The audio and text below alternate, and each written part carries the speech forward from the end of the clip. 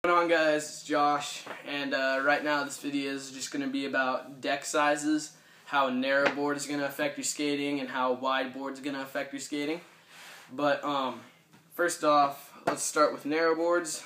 Well, most people already know the differences that narrow and wide board have. Most people know that how they'll affect you. But just in case you don't know those things, then that's why I'm making this video. So right here I have a Baker 775. I used SK8 about a year and a half ago, I'm going to say. And basically what a narrow board is going to do for you is it's going to make you flip all your flip tricks faster. Like double flips are going to come much easier because you have to try that much less to make the board flip twice. If you're trying like a 540 flip or something crazy like that, then that's going to be much easier because you don't have to scoop as hard, because the board is lighter, because there's less wood on it, which just makes it easier to spin and flip faster. Narrow boards are also they're also gooder for ledge skaters. Because you can flip into grinds easier because the board is that much smaller. It'll make it flip faster. So you don't have to worry about flipping your board. You can just worry about getting into the grind. Same thing with manuals. Like, you can flip into the manuals easier. You can flip out in the manuals easier. You can flip into grinds easier, you can flip out of grinds easier. That's basically what a 775 board will do for you, or what a narrow board will do for you. Like a lot of ledge skaters use smaller boards, like Paul Rodriguez, Tori Pubwell, people like them, like P-Rod. I think he tried to use an 8, but he said that he couldn't do it. So he went back down to a 775. Who else? Tori Pubwell. One of the most technical ledge skaters, skates 7.5. So, yeah, but that's what a narrow deck will do for you. Now, for wide boards, this is my other Baker. It's an 825. I'm skating it right now. Basically, what this is going to do for you is it's going to help you with gaps, basically. It's going to your board's going to flip much slower, which helps you know when to like put your feet down, catch your board, and do all that other stuff.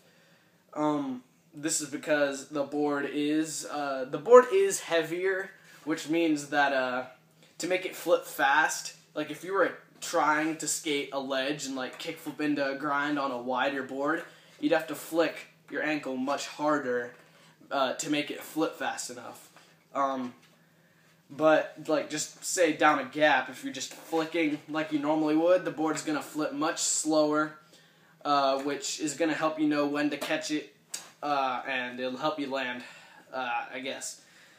Now, another thing that a wider board does help you with is if you're skating down a gap and you land all funky, like, here, hold on.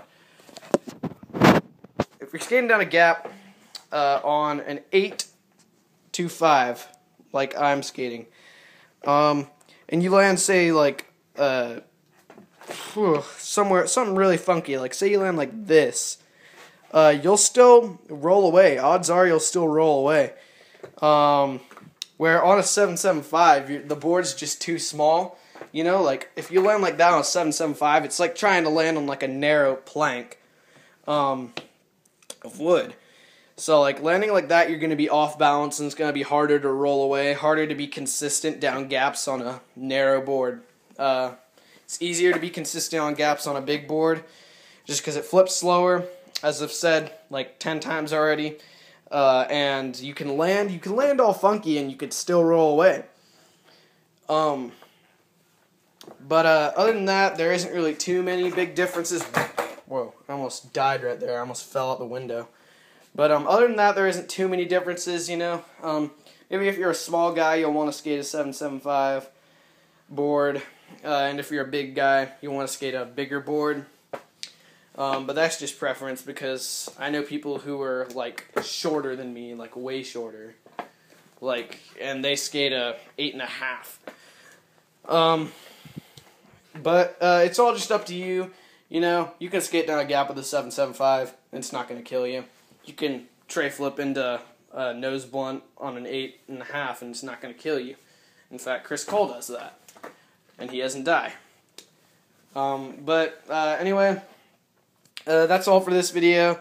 Make sure to click the like button if you want to click it, and I'll probably see you guys in the next video, which will be a review. So until then, adios, por favores.